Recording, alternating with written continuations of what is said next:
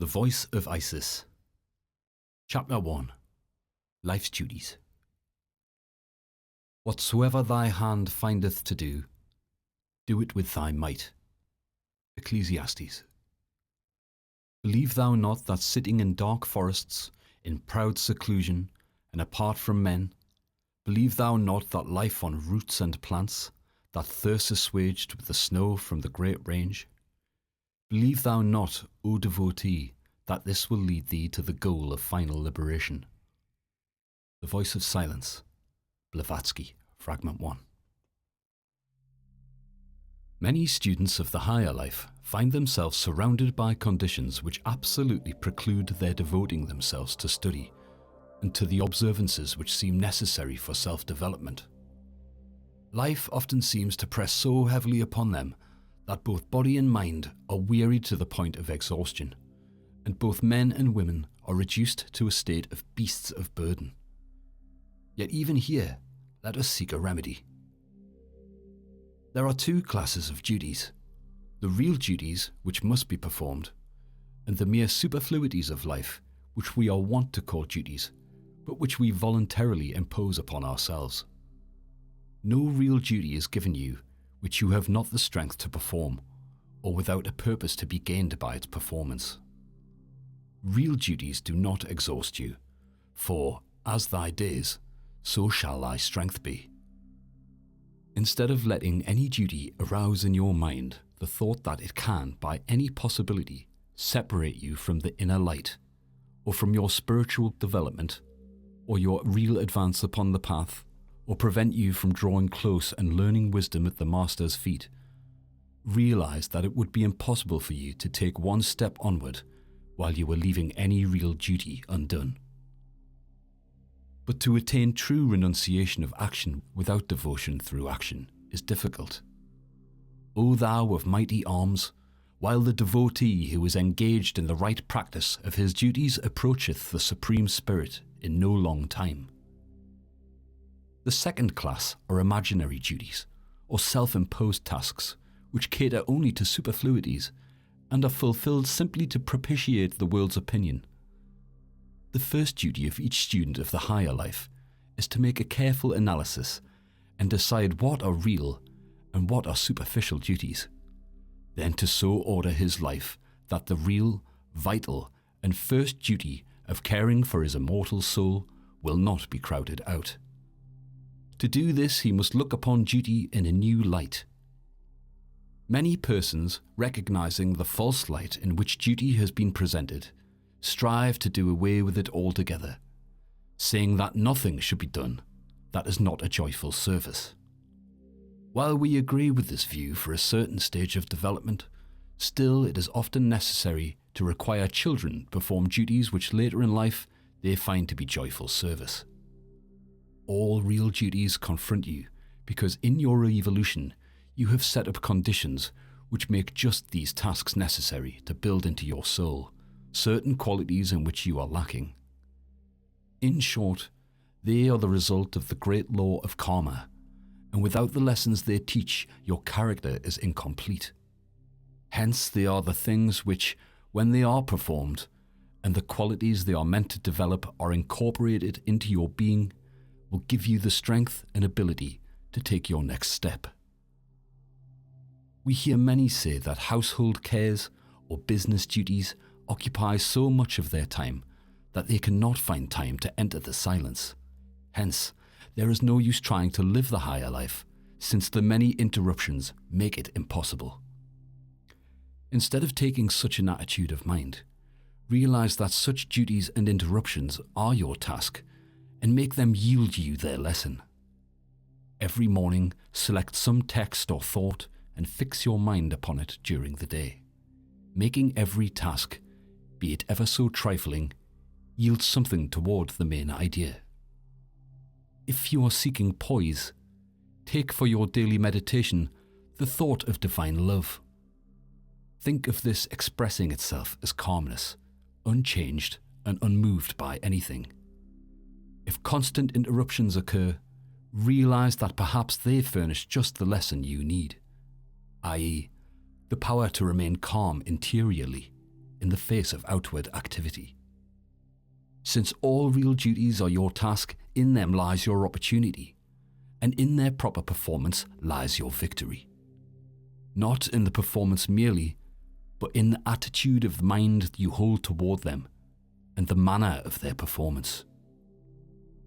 If you perform a duty because you are compelled to, and fail to incorporate its lesson in your heart, at your next step you will find yourself confronted by another duty of the same general character, but far more difficult of performance, and this will continue until you not only perform the duty, but gain the lacking quality of soul this duty is intended to inculcate.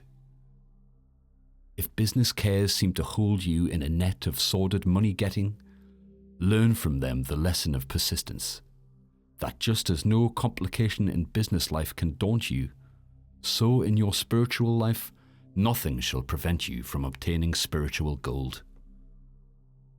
Teach your subconscious mind to know and realize that only that which can be brought to the Christ for his blessing is legitimate. Learn to have faith that you shall achieve if you learn this lesson. There is one real duty which confronts all students of the higher life that cannot be ignored, i.e., to decide just what avenue of help is most beneficial, not only to their own advancement, but also the one which brings the greatest amount of practical help to humanity. It is not enough to say that you can gain good from all sources, for while that may be true, still your personal development is not the first duty that confronts you, for that comes as a result of living the Christ life and trying to help humanity. While you should do the individual duties presented to you, you should also lend your forces to increase the power of the organized movements put forth by the masters of wisdom for the help of humanity. Such organized movements are like great rivers, which although they depend upon tiny springs and streamlets for volume, yet unite these into something far different from and of far greater usefulness than the individual springs and streamlets contributing to them. Hence, your first duty is conscientiously, prayerfully, and earnestly to seek for the special channel through which you desire to help humanity, and when found, throw into that channel all you have to give, whether it be money, the easiest of all things to give, or love, devotion, and thought, or service. Fear not to seek. The pilgrim who would cool his weary limbs in running waters, yet dares not plunge for terror of the stream, risks to succumb from heat. Inaction based on selfish fear can bear but evil fruit. No soul can consciously advance who is not helping in the uplifting of all. If you cannot find time to enter the silence, still no power in heaven or earth can keep the silence from entering into you if you will let it, for the silence is the peace of God that passeth understanding. While doing the duties of the day, your mind need not be chained to them. It is not what your hands are doing, but what your heart is worshipping that determines your growth. If you make business or household cares your God, you will, of necessity, retard your more rapid spiritual advance. For as long as you are worshipping a false God, your spiritual evolution is being retarded. Thou shalt have no other gods before me. If, on the contrary, you make of your duties stepping stones to the real worship of your heart, you will find them a great help. Hands and mind may both be occupied, but while using them, and in the very performance of the task, and because it is hampering, you must dive deep into the divine, and seek in your own heart for the sustaining power, and not depend upon earthly surroundings to bring it to you. Just as a tree which finds itself planted in a crevice of a rock must send its roots down deep to seek the streams that are hidden from sight, ere it can maintain its growth. Under such conditions, the tree often attains greater perfection than one planted on the plain, for the streams that run deep are refreshing and uncontaminated, and are unfailing. If you are persistent and determined in the seeking, you will gain more growth from meeting everything as it comes to you, than one who can sit for hours in silence, yet who has not learned to control the children of his own brain. There is no duty higher than the one which lies nearest, provided it be a real duty. It is not a real duty to try to relieve another from doing his plain duty. It is better to do one's own duty, even though it be devoid of excellence, than to perform another's duty well. It is better to perish in the performance of one's own duty. The duty of another is full of danger. Like the children of Israel, who had each to gather manna for himself alone, and could gather only enough for one day, so is each one given strength to perform all the real duties of each day. But if this strength is wasted in assumed duties, or is used up in doing for another that which it is necessary for his development that he do for himself, then you are depleted, and your duties, like the manna gathered in excess, become a menace to your growth, rather than a help. The object of evolution is to gain wisdom out of every condition. Whatever the condition that confronts you, know well that it will never leave you until you have gained the wisdom it is intended to teach. Everything that comes to you in the way of trouble and sorrow is simply the result of your own shortcomings, or a lack of some soul quality which only such experiences can teach you. In fact, this is the underlying idea of karma. Not that it is a punishment or even an inevitable law of suffering which you must endure to the end, but that in the course of your evolution, your higher self finds that you lack certain soul qualities, hence chooses to incarnate in certain families and under certain conditions which will bring out the soul qualities which are lacking. If you refuse to recognize the lesson or run away from the conditions ere they are conquered, you will have to meet them again and again in various forms in this and other lives until the victory is gained. Remember that the hard conditions of the environment are deliberately chosen by the soul that it may quickly gain the qualities needed. The instant this is done, the law is fulfilled. Hence, there is no karma or anything else that can hold you to those conditions. Only thus can you find self-poise. For self-poise is the result of self-knowledge. The instant you begin to see that it is yourself who is responsible for all the disturbing influences that are around you, and that it rests with you to correct them, then you have begun in the right way to gain self-poise. The first thing to be gained is self-recognition. When buffeted by circumstances, you are apt to blame your sufferings upon your conditions, or upon others, or to think some divine power is punishing you, for it is more difficult to face yourself and recognize that the trouble lies in you. But while this is difficult to realize, still it is comforting to know that if the fault is within, the remedy also lies within. Once recognize this and really learn the lesson, not only mentally, but intuitively, and you no longer have to experience the adverse conditions. When an earthen vessel is to be used, only a certain amount of fire is needed to harden and prepare the clay. But if it is a golden vessel to be placed upon the king's table, it must pass through a 7 times heated furnace and be hammered and tested and purified until the gold is without a flaw. Then it must be fashioned into the shape best adapted to its purpose. So is it with the vessel of clay, which we call our personality. There must be all kinds of vessels, and each must have the preparation best adapted to its uses. All wisdom gained from earthly experience is meant to help unfold your dormant faculties and make the personality one with its Father in heaven. There is nothing that confronts you that is not a step in this great journey called the cycle of necessity. Therefore, realize that it is not your tasks or duties that weary you or retard your evolution, but your attitude of mind towards them. The permitting of everyday trifles to so occupy your mind that you never let them go.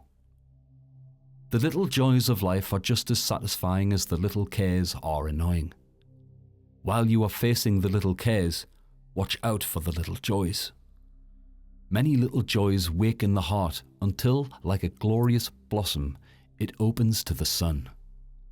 If you dwell in the little joys, they run together and soon break out into a mighty soul-satisfying happiness, which will be like a strong, deep undercurrent of joy, bearing you through all the cares and sorrows of life.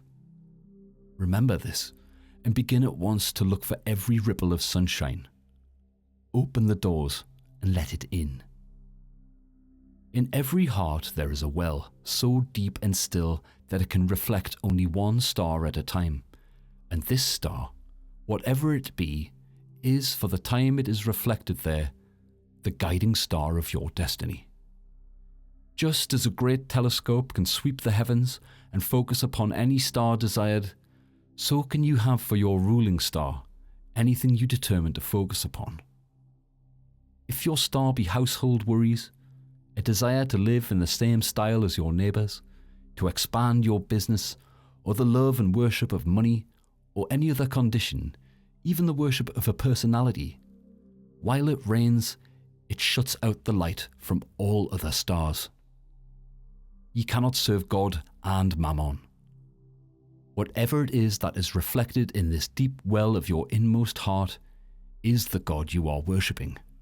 For worship is constant thought of the thing worshipped, a constant filling of the undercurrents of your mind with it, laying upon the shrine and offering to that which you worship your best efforts and thoughts. Whatever it is that occupies these deep undercurrents, whatever is poured into the deep places of your nature, even subconsciously, something that is always there, no matter how busy you may be on the surface, that is what you are worshipping.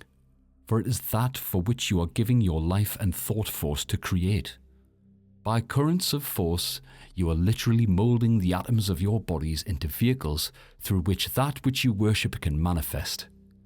You also create around yourself an auric world in which your dominant thought will be king, and all else subservient, no matter how much lip service is given to other things. There is only one thing that you can rightly place in the holy sanctuary and hope that it will dwell there forever, and that is the Christ. Let the Christ be king over all of your thoughts, aspirations, and desires, and all things shall be cared for. He who seeth in me all things, and all things in me, looseneth not his hold on me, and I forsake him not. And whosoever believing in spiritual unity worshippeth me, who am in all things, dwelleth with me, in whatsoever condition he may be.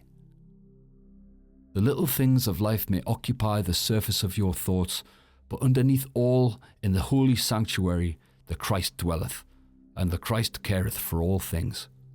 Your home, your children, your business, your petty cares are all but ripples on the surface, while deep down in the shrine of your heart dwells the Christ. Once having found this Holy of Holies, and placed therein the one who alone is worthy of your worship, no matter how busy you are, or how occupied with worldly cares, in an instant your consciousness can enter that sacred place and find rest and peace and communion. Then nothing can really fret you, for you carry the silence within you. The winds and tempests of earth only ripple the surface. In the deep places, all is peace and calm. You have no fear, for you have entered the silence and have felt the strength and comfort and power of the Christ within. You know that his love pervades your life, and all are safe in his keeping. All things are safe and sure. The trials of your business and your home do not upset you now, for you know how to keep calm, where to find peace. The moment you find yourself getting disturbed, slip back into this calm, quiet, interior place and find refreshment. Let the radiance of this center fill your life. The Christ is there, and no matter how the storm rages on the surface, or how you rock in the little boat of your personality on the storm-tossed sea of life, still you know that at the first call for help, you will see the Christ walking on the water and will hear the command, "Peace, be still."